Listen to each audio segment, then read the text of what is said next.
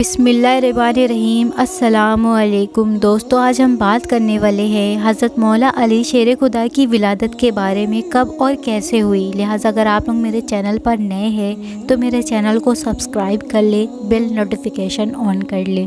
جب اس زمین پر اللہ کے ولی امام علی علیہ السلام کی آمد کا وقت قریب آیا تو تاریخ گواہ ہے 11 رجب کو امام علی علیہ السلام کی ماں بی بی فاطمہ بنت اسد خانہ کعبہ کے قریب آتی ہیں اور دیوار پہ ہاتھ رکھ کر کہتی ہیں، اے اللہ اپنے ولی کا ظہور فرما۔ تو وہیں پر کعبہ کی دیواریں ٹوٹنا تھا اور امام علی علیہ السلام کی والدہ کو اندر داخل ہونا تھا۔ یہ منظر حضرت عباس ابن عبد المطلب دور سے کھڑے ہو کر دیکھ رہے تھے۔ جیسے ہی آپ نے دیکھا تو لوگوں کو چیخ چیخ کہنے لگے کہ ابو طالب کی جوزہ خانہ کعبہ کے اندر چلی گئی، آؤ کعبے کا دروازہ کھول کر ان کو باہر نکالتے ہیں۔ یہ بات مکے سے دور عرب میں پھیل گئی اور لوگ دور دور سے آنے لگے کہ ابو طالب کی جوزہ جس کے پیٹ میں بچہ تھا خانہ کعبہ کے اندر، وہ بھی دیوار سے۔ لوگ خانہ کعبہ کے دروازے کھولنے کی کوشش کر رہے ہیں لیکن کسی سے بھی اللہ کے گھر کا دروازہ کھلتا نہیں ہے۔ اس وقت پوری دنیا میں 2 لوگ مطمئن تھے، ایک حضرت ابو طالب اور دوسرے اللہ کے رسول محمد مصطفیٰ صلی اللہ علیہ وسلم۔ تاریخ نے لکھا کہ سرزمین پر اس سے پہلے اتنا ہجوم ایک جگہ اکٹھا نہیں ہوا تھا۔ بس تاریخ 13 رجب کو سب خانہ کعبہ کو دیکھ ہی رہے تھے کہ اتنے دیر میں کعبے کی دیوار ہلنے لگی۔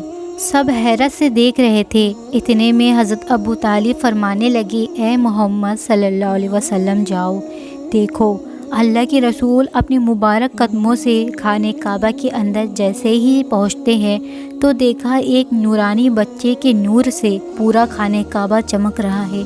آپ نے دیکھا کہ امام علی علیہ السلام کی والدہ پریشان ہے۔ رسول اللہ نے فرمایا، اے میری ماں آپ پریشان کیوں ہیں؟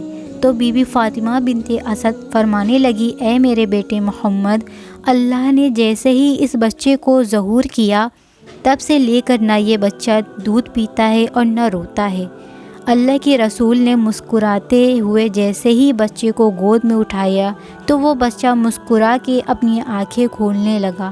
پھر جیسے ہی رسول اللہ صلی اللہ علیہ وسلم گود میں امام علی علیہ السلام کو لے کر باہر آتے ہیں تو سارا عرب اس بچے کی نور اور فضیلت کو دیکھ کر جھومنے لگتے ہیں اور لوگ پوچھنے لگتے ہیں آپس میں کہ اس کا نام کیا ہوگا۔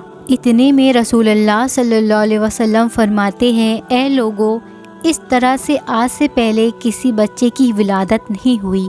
اس بچے کی ولادت افضل ہے، اعلیٰ ہے، اور اللہ کی مرضی یہ ہے کہ اس بچے کا نام بھی علی رکھا جائے، یعنی وہ بلندی پہ جو کوئی نہ پہنچ سکے۔ بس فضا میں علی علی کی صدائیں بلند ہونے لگی۔ اتنے میں جناب ابن طالب امام علی علیہ السلام کو لے کر اپنے گھر کی طرف جا ہی رہے تھے کہ کسی منافق نے کہا، اے ابو طالب، کیا تم وہ رسم نہیں کرو گے جو ہر بچے کے ساتھ کی جاتی ہے؟ مکے میں یہ رواج تھا کہ پیدا ہونے والے بچے پر سانپ چھوڑتے تھے۔ اگر سانپ بچے کو مار دیتا تھا تو وہ یہ سمجھتے تھے کہ یہ بچہ اپنے باپ کی اولاد نہیں، لیکن سانپ بچے کو کچھ نہیں کرتا تھا تو پھر وہ کہتے تھے کہ یہ بچہ اپنے باپ کی اولاد ہے اور ہمارے لیے قابل عزت بنے گا۔ حضرت ابو طالب نے اللہ کے رسول صلی اللہ علیہ وسلم کو دیکھا، امام علی علیہ السلام کو دیکھا اور پھر ایک جگہ امام علی علیہ السلام کو رکھ کر کہنے لگے، لاؤ لاؤ اس سانپ کو جس پر تم فخر کرتے ہو۔ اس سانپ چھوڑا گیا۔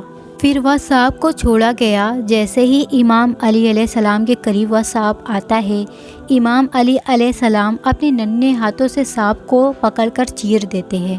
بس لوگوں کو زور زور سے کہنے لگے، بچے نے سانپ کو چیر دیا، بچے نے سانپ کو چیر دیا۔ عربی زبان میں سانپ کو کہتے ہیں حیا اور کسی چیز کو پھاڑنے کو کہتے ہیں درا۔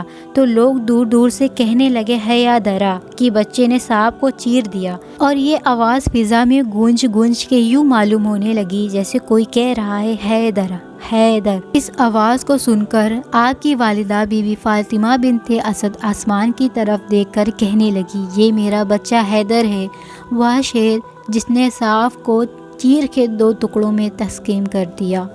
سلام ہو اللہ کے ولی امام علی علیہ السلام پر، سلام ہو ان کی فضا پر، سخاوت پر اور امامت پر۔ دوستو اگر آپ کو میری ویڈیو اچھی لگی ہو تو اسے شیئر ضرور کریں۔